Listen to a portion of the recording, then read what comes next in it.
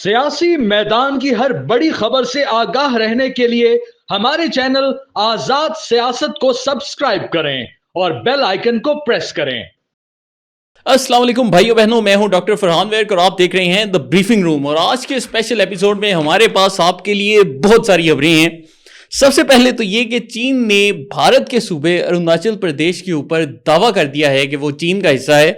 इस मामले पर क्या हो रहा है आपको अपडेट करेंगे।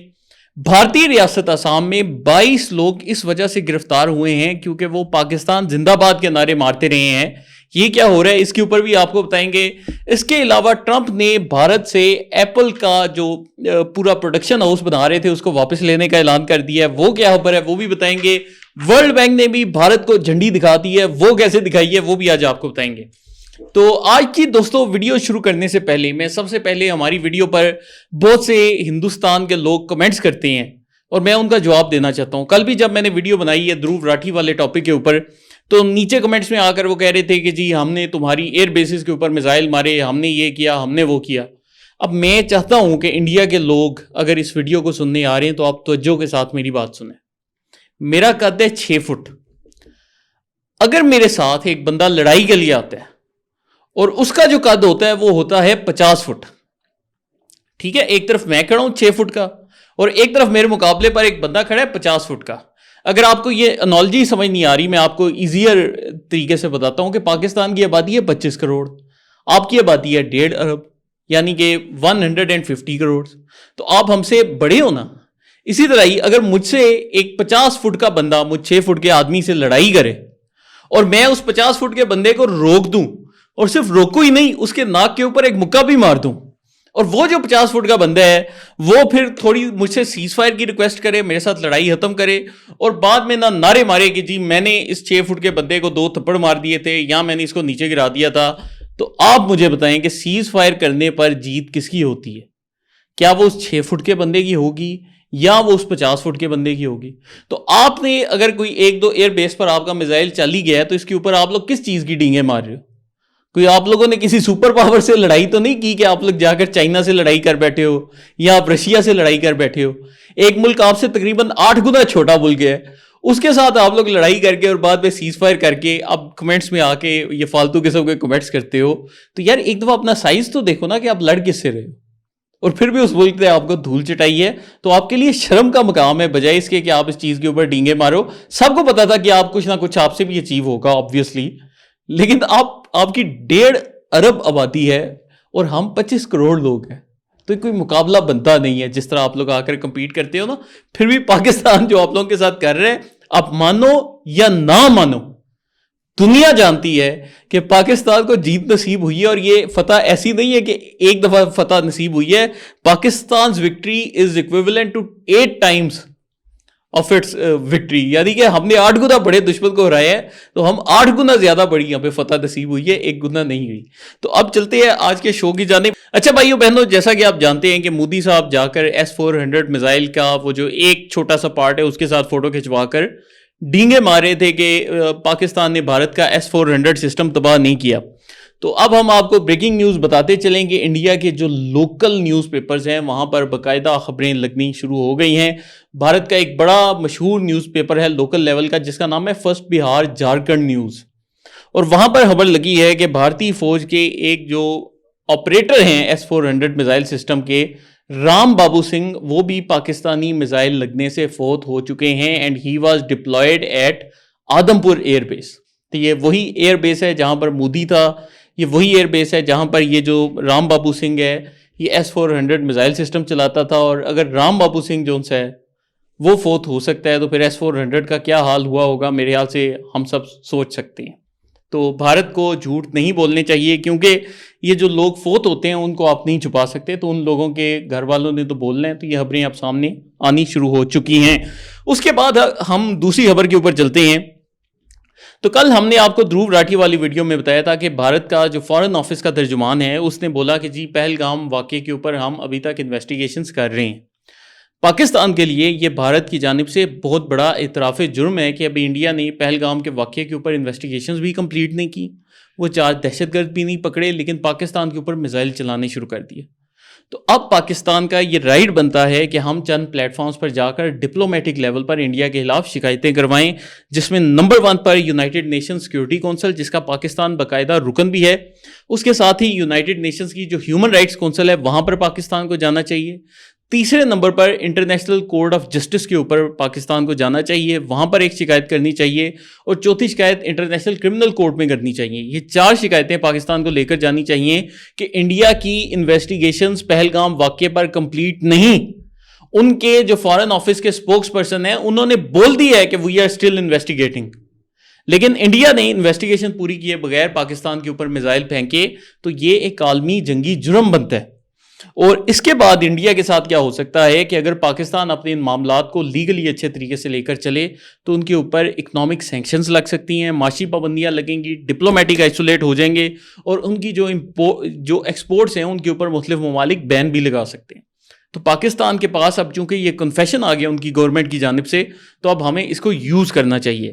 اس کے علاوہ دوستو، مودی سرکار کے لیے ایک اور بہت بری خبر یہ ہے کہ ڈونلڈ ٹرمپ نے ایک بڑا اعلان کیا۔ سعودی عرب نے، آپ کو پتہ ہے آج کل وہ ایک سمٹ کے لیے گئے ہیں اور تقریباً $600 ارب کے وہ سعودی عرب کے ساتھ معاہدے کر رہے ہیں۔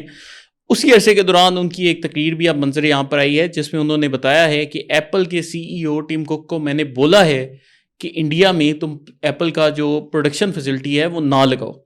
اس کی کیا وجہ ہے کہ وہ کہہ رہے ہیں کہ انڈیا امریکہ کے ساتھ بہت ہائی ٹیرف کے اوپر ٹریڈ کر رہا ہے، کہ مطلب یہ کہ امریکہ کی کوئی چیز انڈیا پہ آتی ہے تو وہ 26% زیادہ مہنگی ہوتی ہے، تو اس وجہ سے امریکہ میں بھارت سے کم پیسے جاتے ہیں۔ تو اب ڈونلڈ ٹرمپ کہہ رہے ہیں کہ اس وجہ سے میں چاہتا ہوں کہ جو نوکریاں زیادہ وہ امریکہ میں ہی رہیں، اور ایپل کا جو نیا پروڈکشن پلانٹ ہے وہ امریکہ میں ہی لگنا چاہیے، وہ انڈیا میں نہیں لگنا چاہیے۔ تو یہ ایک بری خبر انڈیا کے لیے آتی جا رہی ہے۔ دیکھیں یہاں پر جو ایک مین پوائنٹ ہے وہ یہ ہے کہ جس طرح میں نے آپ کو پہلے ایگزامپل میں بتایا کہ جب پاکستان جیسے ایک ملک نے انڈیا کے ناکوں چنے چبوا دی ہیں، تو اب دنیا سمجھ رہی ہے کہ ہم جو اسپیشلی ویسٹرن ورلڈ ہے، امریکہ ہو گیا، UK ہو گیا، وہ سمجھ رہے ہیں کہ سیریا میں ہم نے چائنا کو کنٹرول کرنے کے لیے انڈیا کے اوپر غلط انویسٹمنٹ کی ہے، اور انڈیا کا جو فیلئر ہے پوری دنیا کے سامنے کھل کر آ گیا ہے۔ تو اب اس کے ساتھ ہی اگر آپ دیکھیں انٹرسٹنگلی، تو کل بھی ایک اور خبر آئی جس میں امریکہ اور چائنا نے پراپر ٹریڈ کے لیے معاہدے کرنے شروع کر دیے ہیں، جس کا مطلب یہ ہے کہ امریکہ کو احساس ہو گیا ہے کہ انڈیا سے کچھ نہیں ہونا، اور میں جو انڈیا کو سپورٹ کرتا رہا ہوں چائنا کو کنٹرول کرنے کے لیے، اس کا کوئی فائدہ نہیں۔ اس لیے بہتر یہ ہے کہ ہم چائنا اور پاکستان کے ساتھ حالات بہتر کر لیں، کیونکہ they are the coming Asian tigers of this continent. تو اسی لیے انڈیا والوں کی حالت وقت کے ساتھ ساتھ ٹائٹ ہوتی جا رہی ہے۔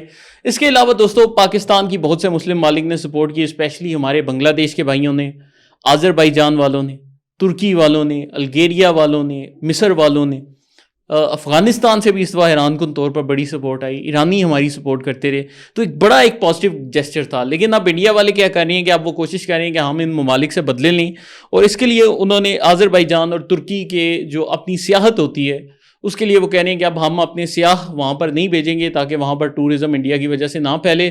لیکن میں نے اس سلسلے میں آذربائیجان اور ترکی کے چند دوستوں سے بات کرنے کی کوشش کی، اور انہوں نے بتایا کہ ہم لوگ بڑے خوش ہیں کیونکہ اب وہاں پر صفائی زیادہ ہوگی۔ تو چلیں، یہ ایک پازیٹیو ڈیولپمنٹ تھی، میں نے کہا آپ سے شیئر کریں۔ اس کے علاوہ انڈیا کا جو ڈیفنس منسٹر ہے اس نے جا کر انٹرنیشنل اٹامک انرجی ایجنسی کے پاس رونا دھونا شروع کر دیا، کیونکہ مودی جی تقریر تو کر لیتے ہیں کہ پاکستان کے نیوکلیئر بلیک میل میں ہم نہیں آئیں گے، لیکن اب راجناتھ سنگھ ہاتھ جوڑ کر کہہ رہے کہ سر پلیز پاکستان کے نیوکس کی سرویلنس کریں۔ تو بیٹا سرویلنس وغیرہ کچھ بھی نہیں ہونی، آپ لوگ اپنی ہوائی چیزوں میں رہتے رہو۔ ابھی آپ نے پہلگام واقعے کی انویسٹیگیشن بھی نہیں کی، پھر بھی آپ نے پاکستان کے ساتھ اس طرح کی حرکت کی، تو اب ڈرتے کیوں؟ کیونکہ وہ بڑا ایک مشہور شعر ہے نا، اب وقت نہیں ہے رونے کا، اب وقت ہے بچہ ہونے کا۔ اس کے علاوہ دوستو ایک اور نیوز ہمارے پاس یہ ہے کہ پاکستان اور انڈیا کے درمیان جو سیز فائر کی ڈیٹ ہے وہ ہے 18 مئی۔ تو ابھی 4 سے 5 دن ہیں جن میں سیز فائر برقرار رہے گا۔ اس کے بعد رہتا ہے کہ نہیں یہ ہمیں دیکھنا پڑے گا، لیکن ایک چیز جو ہمارے لیے امپورٹنٹ ہے وہ یہ کہ مودی کی انڈیا بھر میں بہت زیادہ بےزتی ہو رہی ہے، جس کی وجہ سے یہ چانس ہے کہ ہو سکتا ہے 18 کو سیز فائر ختم ہو تو یہ دوبارہ کوئی ایڈونچر کرنے کی کوشش کریں۔ اس لیے آنے والے چند دن ہم پاکستانیوں کو بھی پوری صورتحال کے اوپر نظر رکھنی پڑے گی۔ اس کے علاوہ ایک اور جو خبر آج ہمارے پاس آپ کے لیے ہے وہ یہ کہ دھروو راٹھی نے اپنے ٹویٹر اکاؤنٹ کے اوپر کمنٹس کینسل کر دیے ہیں۔ وہ اس لیے کیے ہیں کیونکہ کل سے پاکستانیوں نے دھروو راٹھی کو جواب دینا شروع کیا تھا، اور اب وہ جتنی بھی ٹویٹس کر رہے ہیں ان میں رپلائز کو ہائیڈ کر رہے ہیں، کیونکہ پاکستانی عوام آپ کو پتہ ہے کسی کے پیچھے پڑ جائے تو اس کو نہیں چھوڑتی. اس کے علاوہ بھائیوں بہنوں ایک اور اہم خبر یہ کہ پرسوں جب انڈیا پاکستان کی جنگ کا پورا معاملہ چل رہا تھا، اچانک ہی ایک بڑا سسپیشس قسم کا کریکٹر ہے ماریو نوفال، جس کا تعلق یورپ سے ہے. وہ عمران خان کے دونوں بیٹوں کا انٹرویو کرتا ہے، جس کو تحریک انصاف وائرل کرنے کی کوشش کرتی ہے. اور یہ چیز دیکھنے والی ہے کہ 24 ماہ کے دوران عمران خان کے دونوں بیٹوں نے ایک بھی مرتبہ کوئی انٹرویو نہیں دیا. شاید کوئی ایک دفعہ ان کا ایک بیان آیا تھا جب آکسفورڈ یونیورسٹی کا مسئلہ تھا، لیکن اس کے علاوہ وہ کہیں بھی نظر نہیں آئے. اور جب سے عمران خان گرفتار ہوئے ہیں وہ برطانیہ میں رہتے ہوئے بھی پی ٹی آئی یو کے کسی پروٹیسٹ میں نہیں آئے. لیکن حیران کن طور پر انڈیا پاکستان یہ جو جنگ کی صورتحال بنتی ہے اور اس میں جو پاکستان نے پھر انڈیا کو جواب دیا، اس کے بعد یہ دونوں لانچ کر دیے جاتے ہیں. اور ان کو لانچ کرنے کے ساتھ ہی جمائمہ گولڈ سمتھ اور زیک گولڈ سمتھ جو کہ اسرائیل کا بہت بڑا حامی ہے وہ بھی لانچ ہو جاتا ہے. اور اس کے ساتھ ہی یہ جو ماریو نوفال ہے یہ بھی کھل کر ٹویٹس کرنے لگ پڑتا ہے. اور کوشش یہ کی جاتی ہے کہ دوبارہ سے عمران خان کا نام زندہ کیا جائے. اور یہ بولا جاتا ہے کہ جی ان کو موت دیے جانے کا چانس ہے، سزائے موت ہو سکتی ہے. حالانکہ نہ کوئی کیس چل رہا ہے، نہ کوئی ایسی بات ہے، نہ کوئی عمران خان سوچ رہا ہے. لیکن یہ جو ٹائمنگ ہے بہت سسپیشیس ٹائمنگ ہے کہ پاکستانی اسٹیٹ کی توجہ بھی نہیں، لیکن جان کر وہ ایک ڈیڈ ایشو کو زندہ کرنے کی کوشش کی جا رہی ہے. لیکن جو خبر میں آپ کو بتانا چاہتا ہوں وہ یہ ہے کہ آج اسی ماریو نوفال نے باقاعدہ ٹویٹ بھی کیا کہ we want to see free Balochistan, کہ بلوچستان پاکستان سے ٹوٹ جانا چاہیے. تو وہی بندہ جس کو عمران خان کے دونوں بیٹے 24 ماہ کے عرصے کے بعد انٹرویو دے رہے ہیں، وہی بندہ بلوچستان کی آزادی اور پاکستان سے ٹوٹنے کے بارے میں ٹویٹیں کر رہا ہے.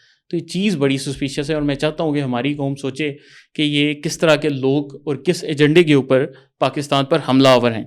اس کے علاوہ بھائیوں بہنوں پازیٹیو خبر یہ آ گئی ہے کہ چین نے بھارت کے صوبے اروناچل پردیش کو باقاعدہ اپنی ٹیریٹری ڈکلیئر کر دیا ہے. اور چین نے اس علاقے کا نام چینج کر کے زنگزان یا زنگزیان یہ نام رکھ دیا. تو انڈیا والے اس خبر کے بعد سے تتے توے پر بیٹھے ہیں. اور جب سے پاکستان نے انڈیا کو پھینٹا لگایا اس کے بعد سے اگر ہم ٹرمپ دیکھیں یا چائنا دیکھیں، ہر کوئی انڈیا میں جا رہا ہے اور انہیں مندر کا گھنٹہ سمجھ کر بجانا شروع ہو چکا ہے. تو چین نے نہ صرف صوبے کا نام چینج کیا ہے بلکہ چین نے یہ بھی بولا ہے کہ ان کے جتنے شہر ہیں، جتنے دریا ہیں، جتنے پہاڑ ہیں، ان کے نام بھی چینی زبان میں رکھے جائیں گے، جس سے انڈینز اس ٹائم بہت تپے پڑے ہیں. لیکن یہ چیز چین کے فردر ایمبیشنز کو بھی شو کر رہی ہے کہ چین مستقبل میں یہاں پر کوئی ملٹری ایکشن لے سکتا ہے. اس کے علاوہ بھائیوں بہنوں ورلڈ بینک سے پاکستان کے لیے ایک پازیٹیو خبر آئی ہے. ورلڈ بینک نے صاف صاف بول دیا ہے کہ انڈیا نے یہ جو انڈس واٹر ٹریٹی یا معاہدہ سندھ طاس کو کینسل کرنے کی کوشش کی ہے، ہم ان کوششوں کو ریجیکٹ کرتے ہیں. تو ماشاءاللہ سے پاکستان کے لیے صورتحال بہتر ہوتی جا رہی ہے. اس کے علاوہ آخر میں ہمارے جو آسام کے بھائی ہیں ان کو سلام پیش کرنا چاہتا ہوں. جیسا کہ آپ جانتے ہیں کہ آسام کے لوگ، یہ ناگالینڈ کے لوگ، یہ سارے جو ان سے ہیں، منی پور کے لوگ، یہ سارے مل کر انڈیا سے آزادی چاہتے ہیں. اور یہ 7 سسٹر اسٹیٹس کا حصہ ہیں. اروناچل پردیش بھی ادھر ساتھ ہی لگتا ہے. تو جب انڈیا پاکستان کی جنگ ہوئی تو آسام میں نے پہلے 22 لوگ بولا تھا، لیکن ابھی مجھے فگرز انہوں نے کریکٹ کروائے، 22 نہیں 52 لوگ پاکستان زندہ باد کا نعرہ لگاتے ہوئے پائے گئے، جس کے بعد ان لوگوں کو اریسٹ کر لیا گیا ہے. لیکن اس سے پتہ چلتا ہے کہ پاکستان نے یہ جو انڈیا کو ایک جواب دیا ہے، اس سے پوری دنیا کے لوگوں میں حوصلہ پیدا ہو رہا ہے. اور وہ لوگ جو کہ ڈر کے انڈیا کے خلاف بول نہیں تھے سکتے، اب وہ بھی بولنا شروع ہو گئے ہیں. تو اگر ہم یہ آپ ٹک ٹاک وغیرہ یا دیگر پلیٹ فارمز دیکھیں، وہاں پر بھی آپ کو نظر آ رہا ہے کہ مسلم دنیا کے بڑے بڑے ممالک، شام ہو گیا، الجیریا ہو گیا، میں پہلے بھی آپ کے سامنے نام لیے، یہ سارے لوگ جو ان سے اس ٹائم پاکستان کی سپورٹ کر رہے ہیں، کیونکہ ان کو پہلی دفعہ ایک امید کی کرن نظر آئی ہے کہ ہم مسلمان بغیر مغربی مدد مانگے، بغیر اقوام متحدہ کا دروازہ کھٹکھٹائے اپنے سے 8 گنا بڑے دشمن کو شکست دے سکتے ہیں. تو یہ پاکستان نے واقعتاً ایک بہت بڑا کام کیا ہے. اس کے ساتھ ہی آج کے شو کا اختتام کرتے ہیں. آپ کی کوئی رائے ہو تو کمنٹس میں اپنی رائے کا اظہار لازمی کریں، اور ہمارے آزاد سیاست کے چینل کو لائک، سبسکرائب اور شیئر کرتے جائیں. بہت شکریہ.